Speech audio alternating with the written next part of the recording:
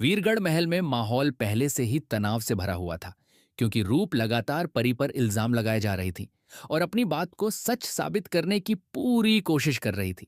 लेकिन रिमझिम उसकी एक भी बात मानने को तैयार नहीं थी।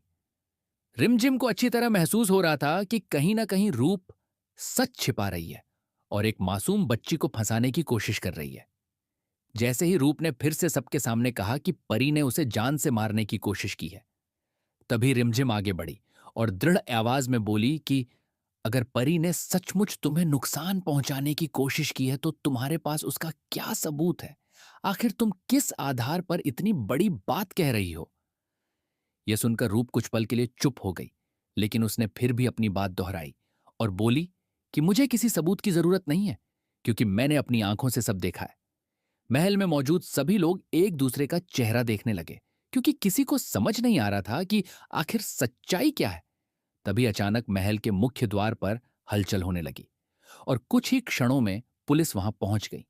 पुलिस अधिकारियों को देखकर सभी हैरान रह गए, क्योंकि किसी ने भी यह उम्मीद नहीं की थी कि मामला इतना बढ़ जाएगा। पुलिस के मुखिया ने अंदर आते ही कहा कि हमें सूचना मिली है कि इस महल में किसी की जान लेने की कोशिश की गई है, इसीलिए हमें जांच करनी होगी। यह सुनते ही रिमझिम चौंक गई और उसने तुरंत पूछा कि आपको यह खबर किसने दी और यहां ऐसा कुछ नहीं हुआ है, आप लोग गलतफहमी में आए हैं। तभी रूप आत्मविश्वास के साथ आगे आई और बोली कि पुलिस को मैंने ही बुलाया है, क्योंकि यह छोटी सी लड़की परी मेरा नुकसान करना चाहती थी। दोस्तों, ऐसे ही अपडेट सबसे पहले आपको मिलते रहें उसके लिए वीडियो को लाइक करके चैनल को सब्सक्राइब जरूर करें। अगर आप सभी रिमझिम से प्यार करते हैं तो कमेंट में आई लव यू रिमझिम जरूर लिखें। और अगर मैंने समय रहते खुद को नहीं बचाया होता तो आज मेरे साथ बहुत बड़ा हादसा हो सकता था।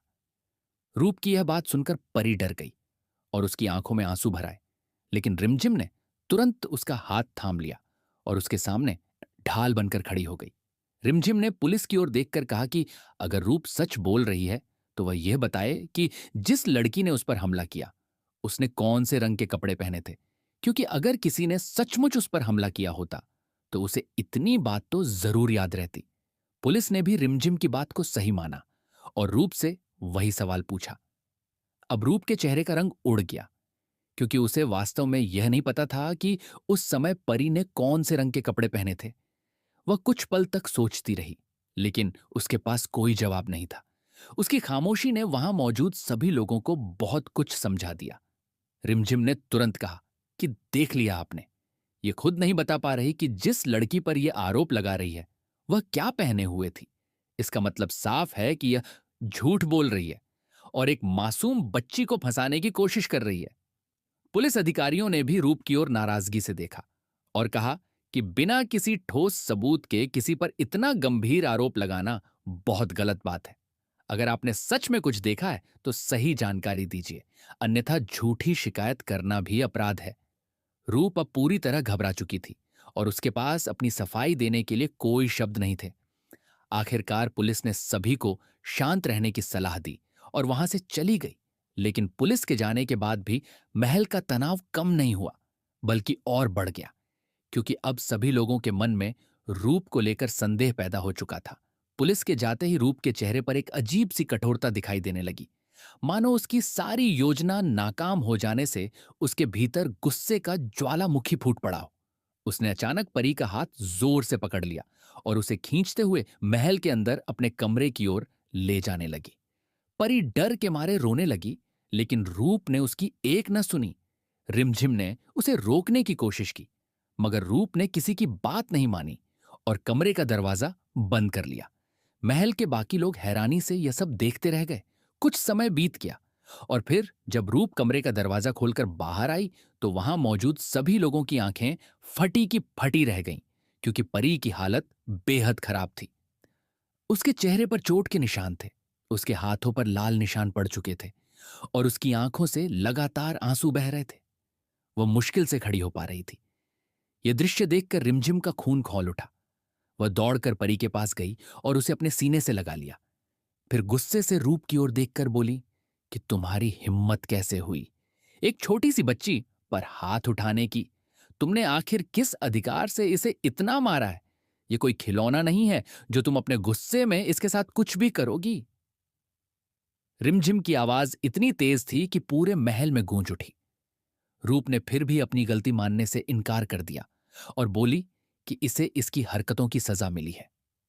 लेकिन उसकी यह बात सुनकर कोई भी उसके पक्ष में नहीं आया, क्योंकि अब सभी लोगों ने अपनी आंखों से परी की हालत देख ली थी। उसी समय दादी भी वहां पहुंच गईं, और जैसे ही उन्होंने परी की हालत देखी, उनका दिल टूट गया। उन्होंने कांपते हुए हाथों से परी का चेहरा सहलाया और उनकी आंखों में आंसू आ गए। दादी हमेशा से परी को अपनी पोती की तरह प्यार करती थीं, इसलिए यह दृश्य उनके लिए असहनीय था। उन्होंने गुस्से में रूप की ओर देखा और बिना कुछ सोचे समझे उसे एक जोरदार थप्पड़ मार दिया। महल में सन्नाटा छा गया, क्योंकि दादी ने इससे पहले कभी किसी पर हाथ नहीं उठाया था। दादी कांपती हुई आवाज में बोली कि तुम्हें शर्म आनी चाहिए। एक मासूम बच्ची पर अपना गुस्सा निकालते हुए तुम्हारा दिल नहीं कांपा।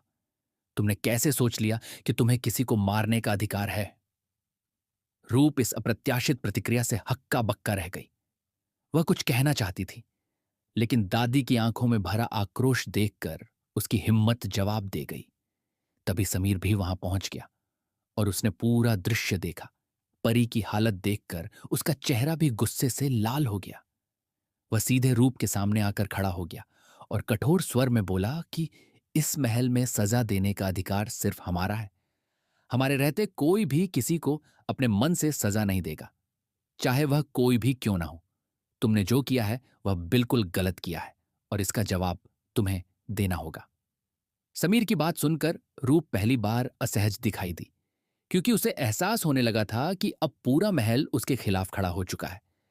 परी को तुरंत उसके कमरे में ले जाया गया, जहां वैद्य को बुलाया गया और उसकी चोटों का इलाज शुरू हुआ। रिमझिम उसके पास बैठी रही और उसे दिलासा देती रही कि अब कोई उसे नुकसान नहीं पहुंचाएगा। परी धीरे धीरे शांत होने लगी, लेकिन उसके मन में जो डर बैठ गया था वह आसानी से खत्म होने वाला नहीं था। दूसरी ओर महल के गलियारों में रूप की हरकतों की चर्चा होने लगी। सभी लोग यही कह रहे थे कि जिसने खुद झूठा आरोप लगाया और फिर एक मासूम बच्ची को इतनी बेरहमी से मारा, वह आखिर क्या छिपाना चाहती है। दादी और समीर ने उसी रात महल के सभी सदस्यों की बैठक बुलाई, ताकि इस पूरे मामले पर फैसला किया जा सके। बैठक में हर किसी ने अपनी राय रखी और अधिकतर लोगों का मानना था कि रूप ने अपनी सीमाएं पार कर दी हैं और अब उसके व्यवहार को नजरअंदाज नहीं किया जा सकता। जब रूप को बैठक में बुलाया गया तो वह पहले की तरह आत्मविश्वास से भरी हुई नहीं थी, क्योंकि उसे महसूस हो रहा था कि अब कोई उसकी बातों पर भरोसा नहीं कर रहा है। समीर ने उससे पूछा कि आखिर उसने परी के साथ ऐसा क्यों किया, लेकिन रूप के पास कोई संतोषजनक जवाब नहीं था। वह बार बार अपनी बात बदल रही थी और यही उसकी सबसे बड़ी कमजोरी बन गई। रात गहराती चली गई, लेकिन महल में किसी की आंखों में नींद नहीं थी। सभी के मन में एक ही सवाल घूम रहा था कि आखिर रूप का असली मकसद क्या है। उधर रिमझिम ने मन ही मन निश्चय कर लिया था कि वह सच्चाई का पता लगाकर रहेगी, चाहे इसके लिए उसे कितनी भी मुश्किलों का सामना क्यों ना करना पड़े। उसे अब यकीन हो चुका था कि रूप किसी बड़ी साजिश में शामिल है और परी सिर्फ उसका आसान निशाना बन गई है। अगले दिन जब सूरज की पहली किरण महल की दीवारों पर पड़ी, तो वीरगढ़ महल का माहौल पहले जैसा नहीं था। अब वहां विश्वास की जगह शक ने ले ली थी और हर कोई रूप की गतिविधियों पर नजर रखने लगा था, जबकि रूप भी समझ चुकी थी कि उसके लिए आगे की राह आसान नहीं रहने वाली, क्योंकि एक झूठ को छिपाने के लिए उसे लगातार नए झूठ बोलने पड़ रहे थे और हर नया झूठ उसे सच्चाई के और करीब ले जा रहा था। दूसरी तरफ परी धीरे धीरे संभल रही थी, लेकिन उसके मन में जो दर्द था वह केवल चोटों का नहीं, बल्कि विश्वास टूटने का था। फिर भी रिमझिम दादी और समीर उसके साथ खड़े थे और यही बात उसे ताकत दे रही थी। आने वाले दिनों में वीरगढ़ महल में कई ऐसे रहस्य सामने आने वाले थे जो सभी की जिंदगी बदल देने वाले थे, और रूप की बनाई हुई झूठ की दीवार धीरे धीरे टूटने वाली थी, क्योंकि सच चाहे जितना भी छिपाया जाए, एक दिन सामने जरूर आता है और उस दिन कोई भी उसे रोक नहीं सकता।